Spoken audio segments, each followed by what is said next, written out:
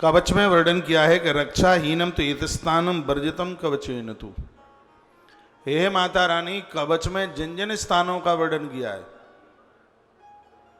वह तो मैंने सब प्रार्थना करके आपसे कह दिया कि राजद्वार में भी आप रक्षा करें, घर द्वार में भी रक्षा करें, गौशाला में भी रक्षा करें, हाथीशाला में भी रक्षा करें, भेड़शाला में भी रक्षा करें, नदी के किनारे पर भी रक्षा करें, नदी के अंदर रक्षा करें, वृक्ष के ऊपर रक्षा करें, पहाड़ के ऊपर रक्षा करें। ये सब कवच में ये बातें लिखी हैं।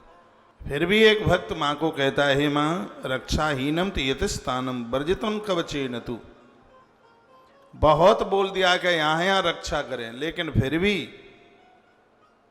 कवच में जिसकी गणना नहीं की गई, कवच में जिस बात को बोला नहीं गया है, तत्सर्वम रक्ष में देवी, उन संपूर्ण जगत पर हे माँ, उस संपूर्ण जगत में हे माँ, उस स्थान पर भी आप मेरी रक्षा करें जिसका नाम कवच में आया नहीं है। इस श्लोक में भक्तों ने ऐसा कहा, जयंती पापनाशिनी, हे माँ भगवती जगदम्बा, आप सबको जान देने वाली हैं, प्राण देने वाली हैं, सबको प्राण आपसे ही टिके हैं। महात्मा मार्कंडेय ने बड़ी सुंदर बात कही है, यदि इन ग्रंथों की बात का आप विश्वास करते हैं तो कवच में लिखा है, पदमेकम न गच्छेतु। दुर्गा कवच का पाठ किए बिना घर से एक कदम भी बाहर मत निकलिए। लिखा है पदमेकम न गच्छेतु। आप पढ़े लिखे लोग हैं, आप ही की योग्यता इसी में ही है। आप पूजा पाठ करते हैं, आराधना करते हैं, चाहे स्त्री हो चाहे पुरुष, उनके लिए कहा गया है कि पदमेकम न गच्छेतु यदि इच्छुभमात्मनः। यदि अपना कल्याण चाहते हैं, हम अपनी सुरक्षा चाहते हैं, तो बिना दुर्गा कवच किए घर से एक कदम भी बाहर न निकले। कवचेनावृतो नित्यम यत त्रैव गच्छति। दुर्गा कवच का पाठ करके ही लंबी यात्रा कीजिए।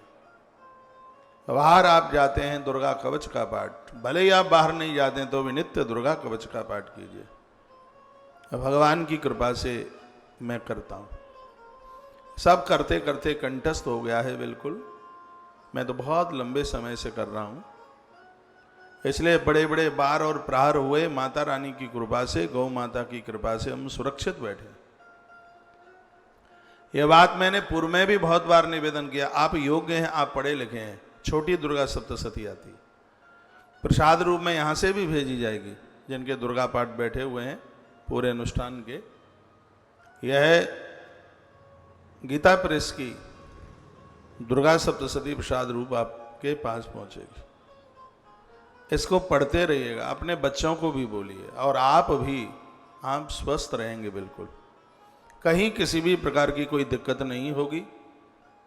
दुर्गा कवच का इतना बड़ा प्रभाव है। सबसे आनंद की बात यह है, दुर्गा कवच पढ़ने वाला व्यक्ति, इसी की फलश्रुति में लिखा है, मांस मदिरा से हमेशा के लिए बच जाता है, गलत खान पान से हमेशा के लिए बच जाता है, गलत संगति से हमेशा के लिए बच जाता है।